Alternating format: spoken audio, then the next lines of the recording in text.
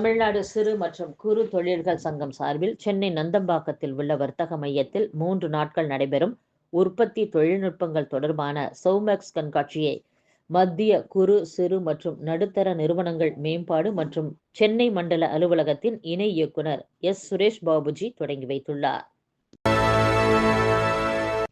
பொங்கல் பண்டிகையை ஒட்டி ஜனவரி 17ஆம் தேதி விடுமுறை அறிவிக்க வேண்டும் என்று அரசு ஊழியர்கள் கோரிக்கை விடுத்துள்ளனர்.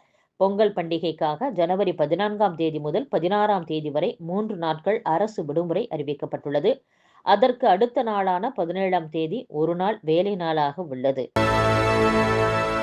நடிகரும் தேமுதிக தலைவருமான விஜயகாந்த் மறைந்து இன்றுடன் ஓராண்டு ஆகிறது. அவரது 1ஆம் ஆண்டு நினைவு நாள் இன்று அனுசரிக்கப்படுகிறது. இதையொட்டி தமிழகத்தின் பல்வேறு பகுதிகளில் இருந்து ஏராளமான பொதுமக்களும் தேமுதிக தொண்டர்களும் திரண்டு வந்து விஜயகாந்தின் நினைவிடத்தில் மரியாதை செலுத்தினர். விஜயகாந்த் நினைவிடத்தில் 25,000க்கும் மேற்பட்டோருக்கு இன்று அன்னதானம் வழங்கப்பட்டது. சாட்டைகளை ஆட்சியாளர்களுக்கு எதிராக சுழற்ற வேண்டும் என்று புதிய தமிழகம் கட்சி தலைவர் டாக்டர் கிருஷ்ணசாமி தெரிவித்துள்ளார். அண்ணா பல்கலைக்கழக மாணவிக்கு நிகழ்ந்தது எளிதாக கடந்து செல்லக்கூடியது அல்ல என்றும் டாக்டர் கிருஷ்ணசாமி கூறியுள்ளார்.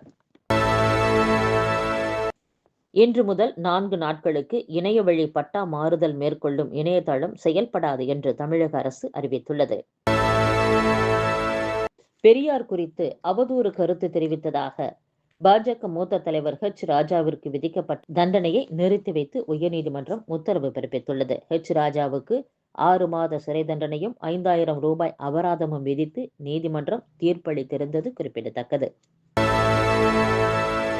சினிமாவை பிரபலப்படுத்த படத்திற்கு தடை கோருவது வாடிக்கையாகிவிட்டது என்று உயர்நீதிமன்ற மதுரை கிளை நீதிபதிகள் கருத்து தெரிவித்துள்ளனர். ஏராளமான பணத்தை செலவு செய்து தயாரிக்கும் சினிமாவுக்கு தடை கோரி வழக்கு தொடருவது ஏற்புடையது அல்ல என்றும் நீதிமன்றம் தெரிவித்துள்ளது. நாமக்கல் மாவட்டம் ராசிபுரம் அருகே உணவு பாதுகாப்புத்துறை அதிகாரி போல் நடித்து வியாபாரியிடம் 10,000 ரூபாய் பணம் பறித்த நபரை போலீசார் தேடி வருகின்றனர். தேமுதிக தலைவர் விஜயகாந்த் நினைவு தினத்தை ஒட்டி தேமுதிக சார்பில் திட்டமிடப்பட்டிருந்த பேரணிக்கு காவல்துறை அனுமதி மறுத்துள்ளது. தமிழகத்தில் மகப்பேறு மரணம் கடந்த ஆண்டை விட தற்போது 17% குறைந்து 39% பதிவாகியுள்ளது என்று சுகாதாரத்துறை தெரிவித்துள்ளது. தொடக்க கல்வி ஆசிரியர் பட்டய தேர்வு எழுதியவர்களுக்கு வரும் 30ஆம் தேதி முதல் சான்றிதழ்கள் விநியோகம் செய்யப்படும் என்று அரசு தேர்வுகள் இயக்ககம் தெரிவித்துள்ளது. மீனவர் பிரச்சினை உட்பட எந்த பிரச்சினைக்கும் போராடாத அண்ணாமலையை தமிழக மக்கள்தான் சவுக்கால் அடிக்க வேண்டும் என்று மே 17 இயக்கத்தின் ஒருங்கிணைப்பாளர் திருமுருகன் காந்தி தெரிவித்துள்ளார். காஷ்மீர் ஃபைல்ஸ், கேரளா ஸ்டோரிஸ் போன்ற பொய் தகவல்களை வைத்து படம் வந்த நிலையில் பிரதமரே அதை முன்னெடுத்து பேசினார். ஆனால் விடுதலை படம் தமிழர்கள் கொண்டாட வேண்டிய படம், தமிழர்கள் பெருமையுடன் முன்னுக்கு எடுத்துச் செல்ல வேண்டிய படம். ஆனால் இந்த படத்திற்கு தமிழகத்தில் பெருமளவு ஆதரவு இல்லாதது வருத்தமாக உள்ளது. பாஜக தொண்டர்கள் ஆயுதம் தூக்க வேண்டாம் என்று தடுத்து வைத்துள்ளேன் என்று அண்ணாமலை சொல்கிறார்.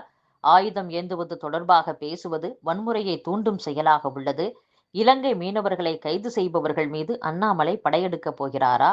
இத்தனை வன்முறையாக பேசிவிட்டு சாட்டையால் அடித்துக் கொள்ளப் போகிறேன் என்கிறார். மோடி அரசு ஆட்சிக்கு வந்ததிலிருந்து காவிரி உரிமை நிலைநாட்டப்படவில்லை. தமிழகத்திற்கு தேவையான நிதி ஒதுக்கப்படவில்லை. கல்விக்கான நிதி தரப்படவில்லை. இதையெல்லாம் பேசாத அண்ணாமலை நாடகம் நடத்துகிறார். இவர் செருப்பு போடவில்லை என்றால் என்ன ஆகப் போகிறது? மாஞ்சோலை விஷயம், மீனவர் பிரச்சனை, ஒப்பந்த ஊழியர் பணி நிரந்தரம், இவற்றுக்கெல்லாம் போராட்டம் நடத்தினோம். இது போன்ற எந்த பிரச்சனைக்கும் அண்ணாமலை போராட்டம் நடத்தவில்லை. இதற்கெல்லாம் தமிழக மக்கள் தான் அண்ணாமலையை சவுக்கால் அடிக்க வேண்டும். அண்ணா பல்கலைக்கழக விவகாரத்தில் காரணமானவர்கள் உரிய முறையில் தண்டிக்கப்பட வேண்டும். முதல் தகவல் அறிக்கை யாரால் வெளியிடப்பட்டது என்பதை விசாரித்து அவரை கைது செய்ய வேண்டும் என்றும் திருமுருகன் காந்தி பேசியுள்ளார். தென்னிந்திய புத்தக விற்பனையாளர் மற்றும் பதிப்பாளர் சங்கத்தின் 48வது புத்தக காட்சியை துணை முதலமைச்சர் உதயநிதி ஸ்டாலின் தொடங்கி வைத்தார். இந்த கண்காட்சியில் 900 புத்தக ஸ்டால்கள் இடம்பெற்றுள்ளன. இந்த கண்காட்சி ஜனவரி 12ஆம் தேதி வரை நடக்கவுள்ளது. மயிலாப்பூர் தொகுதி முன்னாள் எம்எல்ஏவும் நடிகருமான எஸ்.வி. சேகர் செய்தியாளர்களை சந்தித்தார். அப்போது அண்ணாமலை சவுக்கால் அடிக்கும் போது கூட 5 பேர்தான் இருந்தார்கள். ஒன்று சவுக்கு வாடகைக்கு விட்டவன், அடுத்து அதற்கு காசு கொடுத்தவன். 10 லட்சம் ரூபாய் ஒரு ஃப்ரெண்டு கொடுப்பாரே அவர். ஒருவர் அரசியலுக்கு புதிதாக இருக்கலாம். அரசியலே தெரியாத ஒரு கோமாளி என்றால் அது அண்ணாமலைதான். இவர் எதற்கு சட்டம் ஒழுங்கு சரியில்லை என்று சவுக்கால் அடித்துக் கொள்ள வேண்டும்? தமிழகத்தில் சட்டம் ஒழுங்குக்கு அண்ணாமலையா பொறுப்பு? இவர் தமிழகத்தின் டிஜிபியா? தமிழ்நாட்டின் முதலமைச்சரா? இவர் எதுக்கு அடித்துக் கொள்கிறார்? இது ஒரு பைத்தியக்காரத்தனமான விஷயம். இதை கோமாளித்தனத்தின் உச்சம் என்று சொல்ல வேண்டும். அண்ணாமலையை தலைவராக தேர்ந்தெடுத்தவர்கள்தான் தனக்குத்தானே சவுக்கால் அடித்துக் கொள்ள வேண்டும். நல்ல வேளை, முன்கூட்டியே நான் பாஜகவில் இருந்து வந்துவிட்டேன். அதுவும் பச்சை நிற உடை போட்டுக் கொள்கிறேன், அட்டை வேல் வைத்துக்கொண்டு ஊரை சுற்றுகிறேன் என்று யாரை ஏமாற்றுகிறார்? இனி அண்ணாமலை வாழ்க்கையில் செருப்பே போட மாட்டார். பாஜக ஆட்சி அமைக்கிற வரைக்கும் நான் வேட்டி கட்ட மாட்டேன் என்று சொல்லியிருந்தால் இன்னும் டேஞ்சராகி இருக்கும். பட்டாப்பட்டியோடு அலைய வேண்டியதாகி இருக்கும்.